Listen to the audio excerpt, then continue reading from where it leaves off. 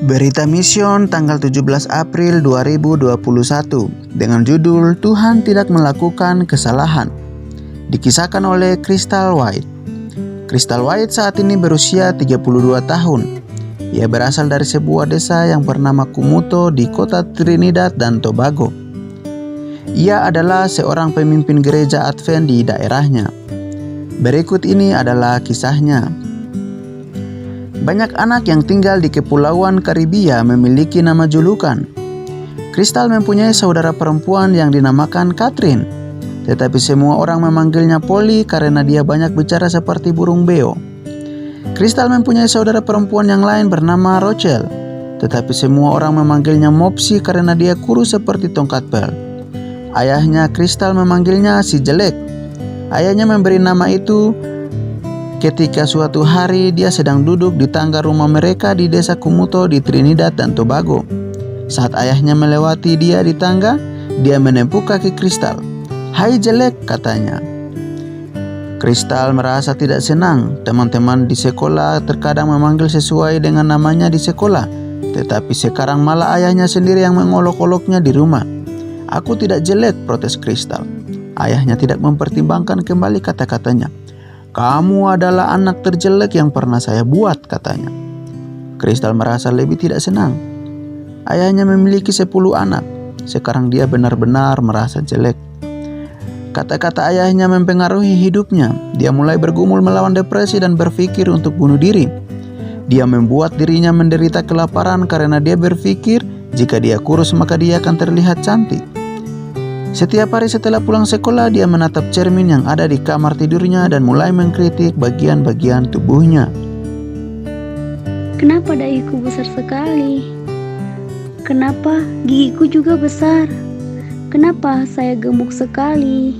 Begitulah pikirnya. Air mata pun mengalir di pipinya. Suatu hari ketika dia berdiri di depan cermin mencela dirinya dan menangis, dia mendengar sebuah lagu dari radio.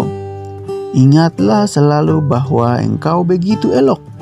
Ingatlah selalu bahwa engkau dibuat dengan dahsyat dan ajaib oleh Tuhan. Engkau adalah anak Tuhan Yesus Kristus."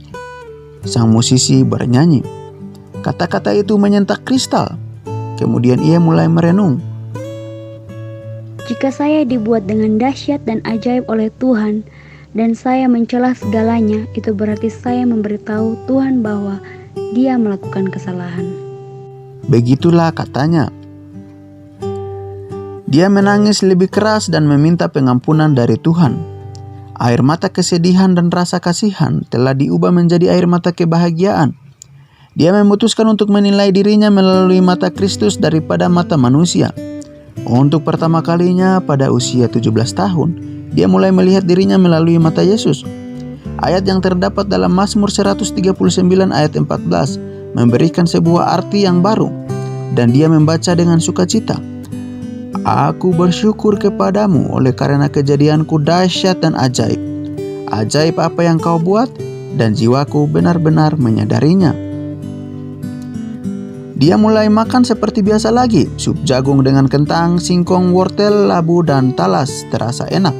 Dia tidak lagi merasa tidak berharga. Dia mempunyai alasan untuk hidup. Gantinya mengasihani dirinya sendiri, dia belajar untuk menyerahkan segalanya ke dalam tangan Tuhan. Dia mulai percaya pada Tuhan, bukan hanya untuk kebutuhannya sehari-hari, tetapi untuk kebahagiaannya juga.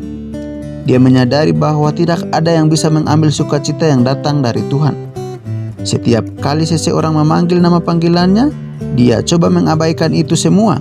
Jika ayahnya memanggilnya jelek, dia mengingat bahwa Tuhanlah yang menciptakannya.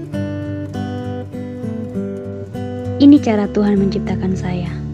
Tuhan tidak melakukan kesalahan," katanya pada dirinya sendiri.